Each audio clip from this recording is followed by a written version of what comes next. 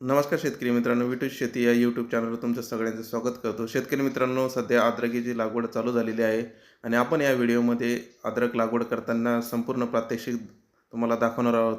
त्यामुळे शेतकरी मित्रांनो, हा व्हिडिओ शेवटपर्यंत बघा। शेतकरी मित्रांनो, अद्रक लागवड चालू झालेली आहे। काही भागामध्ये पाणी समाधानकारक पडल्यामुळे अद्रकीची लागवड शेतकरी करताय। काही काही शेतकऱ्यांकडे पाणी उपलब्ध असल्यामुळे ते शेतकरी अद्रकीची लागवड करताय। तर शेतकरी मित्रांनो, आपण बघू शकता लाईव्ह प्रात्यक्षिक तुम्हाला अद्रक लागवड करताना दिसत आहे। तर शेतकरी मित्रांनो, हे 4.5 ते 5 फुटाचे बेड पाडून घेतलेले आहे आणि मधल्या भागामध्ये जे आहे तर 2 सऱ्या बेडच्या मधोमध पाडून घेतलेल्या आहे आणि त्यामध्ये अद्रकीचं बेणं ठेवताना आपल्याला लाईव्ह दिसत आहे। शेतकरी मित्रांनो, अद्रक लागवड करताना आपल्याला जे बेणं आपण ठेवलेलं आहे त्याचा जे डोळा आहे कमीत कमी आपल्याला 30 ते 35 ग्रॅमचा ठेवायचा आहे। त्याच्यापेक्षा लहान नको आहे, कारण की नंतर उगवण क्षमता चांगल्या पद्धतीत आपल्याला हवी असल्यास त्याचा जे डोळा आहे तो 30 ते 35 ग्रॅमपर्यंत आपण तोडावा, त्याच्यापेक्षा लहान नको आहे। आणि लागवड करताना एका सरीवर 2 आपण सऱ्या पाडून घेतो, त्या पद्धतीतच लागवड करायची। त्याच्यानंतर 2 जे डोळ्यातलं अंतर आहे 15 सेमी, म्हणजे एक टिचाचं अंतर आपण जे बोटानं मोजलं तर त्या पद्धतीत ठेवायचं आहे। शेतकरी मित्रांनो, जास्त दाटही आपल्याला अद्रक लागवड करायची नाही, जेणेकरून समोर त्याला पोचण्यासाठी जागा, आपल्याला समजा अद्रकाचा माल बनण्यासाठी जागा बेडवर राहणार नाही। तर शेतकरी मित्रांनो, अद्रक लागवड केल्यानंतर आपण बेणं सरीमध्ये ठेवल्यानंतर लगेच आपल्याला वरून त्याच्यावरती माती ओढायची आहे, जे की आपण प्रात्यक्षिक आपल्याला व्हिडिओमध्ये दिसत आहे। लगेच त्याच्यावरतून आपल्याला माती ओढायची आणि नंतर लगेच आपल्याला जर शक्य झालं तर वरून ठिबकच्या नळ्या वापरून आपण पाणीही सोडू शकतो।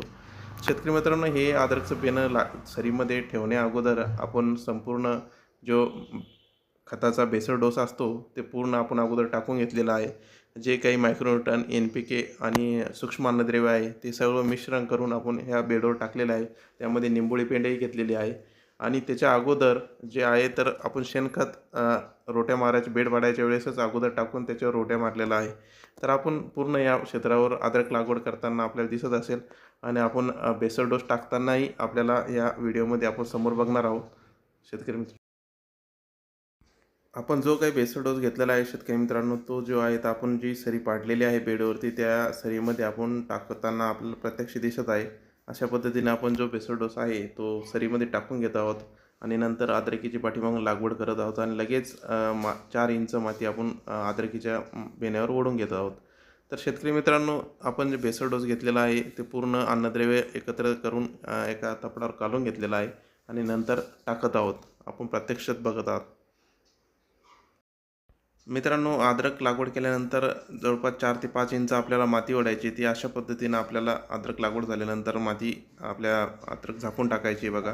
आपण प्रत्यक्ष बघू शकता, ज्या 2 सऱ्यामध्ये आपण अद्रकचं बेणं ठेवलेलं आहे त्याच्यावरतून अशा पद्धतीनं आपल्याला माती ओढून घ्यायची आहे, जेणेकरून नंतर अद्रक उगवण चांगली होईल। जास्तही माती नको आपल्याला। उगवण झाल्यानंतर 1 महिन्यानंतर आपण भरपूर काही वर माती ओढू शकतो, माती लावू शकतो। अद्रकीला भर लावणे असंही त्याला म्हणतात। तुम्ही बघू शकता अशा पद्धतीने अद्रक ठेवलेली एका सरीमध्ये ठेवलेली एका सरीमध्ये ठेवायची बाकी आहे। या पूर्ण क्षेत्रावर अद्रक लागवड चालू आहे शेतकरी मित्रांनो।